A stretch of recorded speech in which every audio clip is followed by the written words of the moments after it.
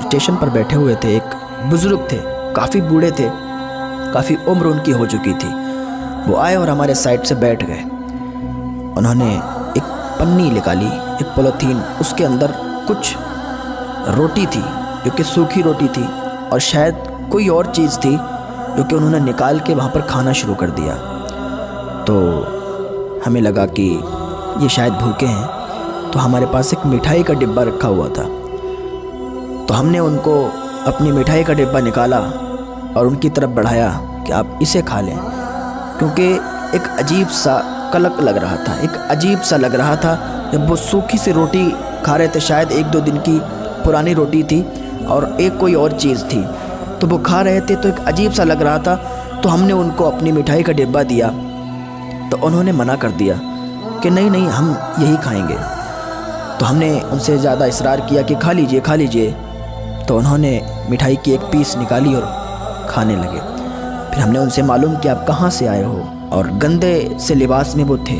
तो उनसे मालूम किया कि आप कहाँ से आए हो, तो वो बताने लगे कि मैं कोई गरीब नहीं हूँ, मेरे पास तो इतना माल है कि अगर हम बैठे बैठे खाएं तो कई नस्लें हमारी खाएंगी। बहुत सी ज़मीन बताई उन्होंने, लेकिन हालत ऐसी थी उनकी कि बहुत ही गरीब, बहुत ही फटे हुए कपड़े। मैंने पूछा कि आप इस हालत में क्यों हैं? उन्होंने कहा हमारे बेटे ने हमको निकाल दिया। बहुत बड़े ज़मींदार थे, बेटे ने उनको उनके घर से निकाल दिया। तो जब वो घर से निकले तो अपने बच्चों के गम में, उन्हें ये गम नहीं था कि उसके बेटे ने उनको निकाल दिया, घर से बाहर निकाल दिया। आप कहाँ रहेंगे, क्या खाएंगे, क्या पिएंगे, ये नहीं गम था। उन्हें गम ये था कि जिस बच्चे को, जिस बेटे को बचपन में पाला था, अपना खून पिलाया, मेहनत करके, मजदूरी करके उसको बड़ा किया, आज उसने मेरे ही घर से हमें निकाल दिया। और वो स्टेशन पर बैठे थे, उनके आंखों से आंसू निकल रहे थे, हमारे भी आंसू निकलने लगे। वो अपनी दर्द भरी कहानी बयान कर रहे थे कि हमारे पास कोई माल की कमी नहीं है, ज़मीन की कमी नहीं है, पैसों की कमी नहीं है, लेकिन हमारे बेटे ने हमको निकाल दिया, अब हमारे पास कुछ नहीं रहा। तो उनकी बातें सुन सुन के बड़ा अजीब सा लग रहा था, रोना आ रहा था। एक लोग साइड से बैठे थे, उनकी आंखों में भी आंसू आ गए।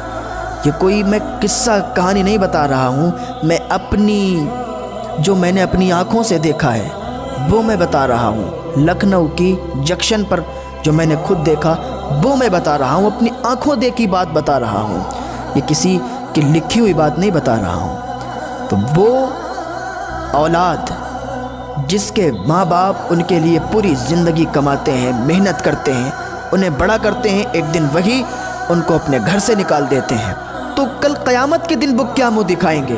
क्योंकि माँ बाप के कदमों के नीचे जन्नत है। क़यामत के दिन क्या मुँह दिखाएंगे? कैसे वो अपने मुँह को उठाएंगे? अल्लाह के हुजूर क्या जवाब देंगे?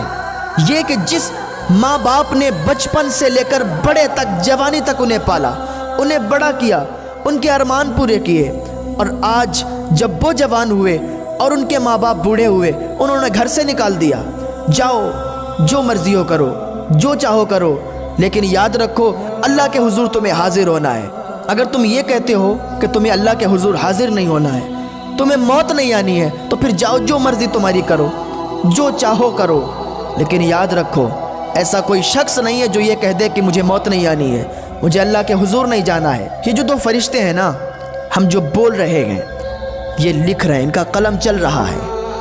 हम जो भी करते हैं इनका कलम चलता है, हमें नहीं दिखता है, लेकिन ये लिख रहे हैं। अगर हम ज़िक्रुल्लाह करेंगे, अल्लाह का जिक्र करेंगे, तब भी ये नेकी वाला फरिश्ता लिखेगा। अगर हम बदी करेंगे, बुराई करेंगे, तो ये फरिश्ता लिखेगा। हालांकि हमारे जितने भी हम गुनाह करते हैं, जितने भी नेकियां करते हैं, ये सब इनका कलम चल रहा है, ये सब लिख रहे हैं। हम अगर अपने माँ बाप को सताएंगे, वो भी ये लिखेंगे। लेकिन याद रखें कल अल्लाह के हुजूर ज़रूर हाजिर होना है, अल्लाह को मुँह दिखाना है। अभी भी बाज आ जाओ, अल्लाह की तरफ आ जाओ, अल्लाह की तरफ लौ लगा लो, अपने माँ बाप की खिदमत करो, अपने माँ बाप को हर सुख दो। अल्लाह रब्बुल इज़्ज़त की बारगाह में दुआ है, अल्लाह हम सबको नेक अमल करने की तौफ़ीक़ अता फ़रमाए, वालिदैन की खिदमत करने की तौफ़ीक़ अता।